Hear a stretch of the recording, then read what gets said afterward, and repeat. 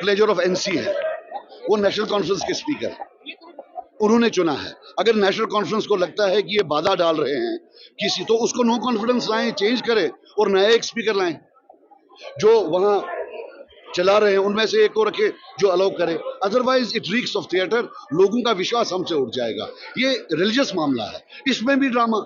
अरे स्पीकर आपका है, आप उसको हटाइए, नए स्पीकर को लाइए, हम वक्त बिल पर रेजोल्यूशन पास करेंगे। और जो स्टेटहुड के रेजोल्यूशन थे वो भी लैप्स करवा दिए। ये कहीं न कहीं तो लग रहा है why are we lapsing everything else. Speaker को चेंज कर दीजिए, सब ठीक होगा। अगर सब एनसी वाले इस चीज पर मुत्तफिक हैं कि रेजोल्यूशन होना चाहिए, let them get a new speaker.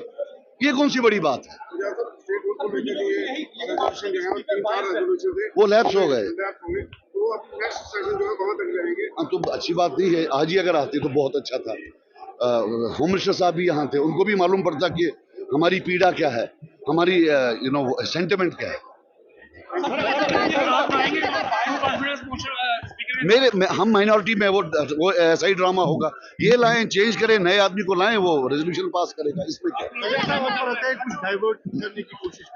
आप ही खुद बताओ यार। सवाल आपने ही पूछा है, जवाब उसी में है जो आपका सवाल है। मैं और नहीं बोलना चाहता, लेकिन if they are serious, let them change the speaker, get a new speaker who will pass a resolution और allow a resolution to be पास।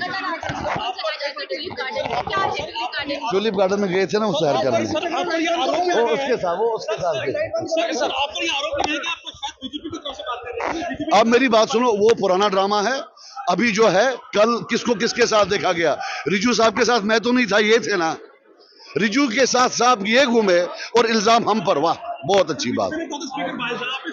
नहीं, मैं नहीं बोलता हूँ बायस्ड है। मैं कहता हूँ कि he is there at the pleasure of NC. If NC feels he is not doing something, is an impediment, let him remove him. जो पास हुआ है पार्लियामेंट में, मुझे पूरा यकीन है, मुझे पूरा भरोसा इस चीज़ का कि मेरा मुल्क हिंदुस्तान मुझे पूरी आज़ादी देता है कि मैं डिसएग्री करूं किसी चीज़ से। मेरे को आज़ादी है, मुझे राइट टू एक्सप्रेशन है, मुझे राइट टू फ्रीडम है बात करने का। हमारी फ्रीडम ये है कि हम इससे बात करें। ये जो वक्फ बिल है ये हमें नामंजूर है। ये मुसलमानों को मार्जिनाइज करने का एक वेपन है, ये मुसलमानों को दबाने का वेपन है, ये मुसलमानों को तंग करने का वेपन है। ये हमारी ज़मीनों पे, ये हमारे कब्रिस्तानों पे, ये हमारी मस्जिदों पे कब्जा करने का वेपन है। ये सिर्फ बीजेपी ने इसलिए बनाया है कि 2029 को वो पावर में आए और हमारे पूरे हिंदू भाई जो पूरे मुल्क में है उनको पता है, देखो हमने मुसलमानों की ज़मीनें कैसे छीनी है, हमने मुसलमानों की मस्जिदें कैसे छीनी है, हम मुसलमानों को कैसे रोके नमाज पढ़ने से। असल बात तो वही है। ये जो सबका साथ सबका विकास है वो कागजों में भी नहीं है। कागजों में तो अब वक्फ बिल आ गया, कागजों में सबका साथ सबका विकास नहीं आया। हम यही इन्हीं लाइज को एक्सपोज करना चाहते हैं, इसी झूठ का पुलिंदा हम फोड़ना चाहते हैं असेंबली में।